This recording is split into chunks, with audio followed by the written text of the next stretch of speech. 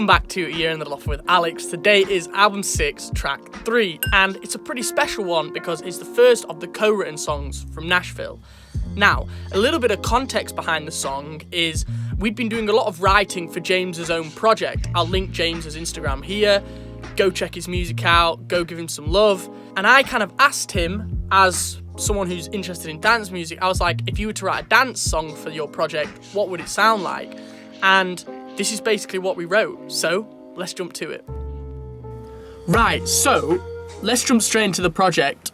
Now, as you can see, it is quite a big session, and this was down to James and his guitars. Not just being a great songwriter, James is a great musician. Everything he does, he kind of wants to be unique and original to him.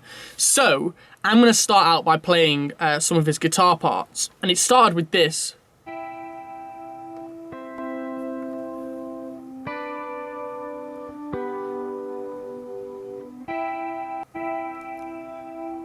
And then in the chorus, we actually just put some more reverb on them to kind of fit in the mix a little bit better.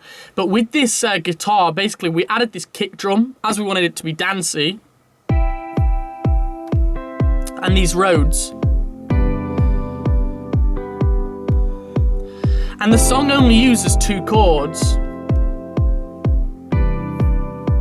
The first chord, F major 7, second, basically, an E minor 7, but we've got a flat 13th on as well, so yeah.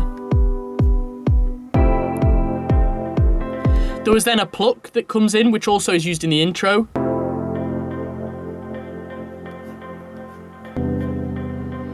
And then some kind of little intro ad-libs.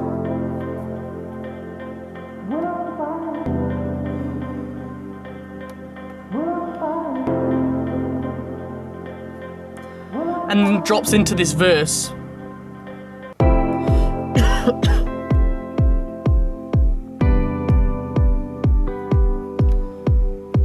Bit of atmosphere and a rise are coming in.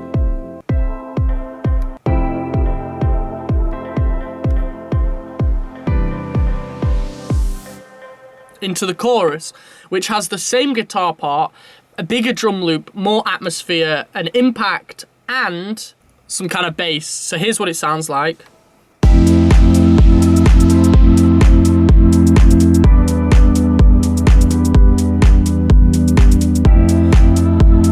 And we also bring the pluck back in, which was in the intro, and James on the acoustic guitar.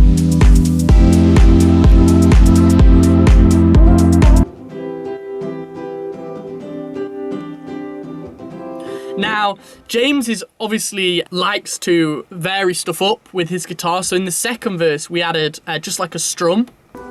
I'm running in circles, which you can hear here. I'm paying the payment for losing my patience. I feel displaced. Bring the drums back in. I don't have the answers to the questions. We keep on learning through the lessons. I'm willing to give in for life. I'm willing to give in. Into a broken down chorus. Will I find you on the other side? Will I find you in another life? Will I find you? Will I find you? And then bring the whole production back in. Will I find you on the other side? Will I find you? Will I find you? And there's a little drum fill we put in as well. On the other side, will I find you? And another guitar strum. And in the chorus there's a piano, a pad, string pad, and a sub. Will I find you? And if I move to the vocals quickly, there were a lot of vocals as well. Obviously the lead in the first verse and the pre-chorus. Pavement answers all the questions. We keep on learning through the lessons. I'm willing and then into the chorus. You on the other side, will I find you? In another life, will I find you? And then backing vocal 6 was actually one final little counter melody we put in. You, on the other side, will I find you? In another life, will I find you? And in my opinion, the songwriting in this song is kind of elevated to the next level. You know, obviously when I'm writing by myself all the time, it's hard to know if I'm 100% doing the right thing or the wrong thing. So I kind of just go with my gut instinct. Whereas if you're with somebody else, you can bounce ideas off and even like let it sit for like half an hour, maybe write something else and then come back to it and be like, oh yeah, that makes more sense now. So I'm gonna jump into the lyrics and do my best to explain them. Obviously it was written a while back and I did write with James, so you know, 50% of the credit goes to him, 50% of the credit goes to me. But yeah, the verse 1 says, I'm tired of waiting, which is what the song's called.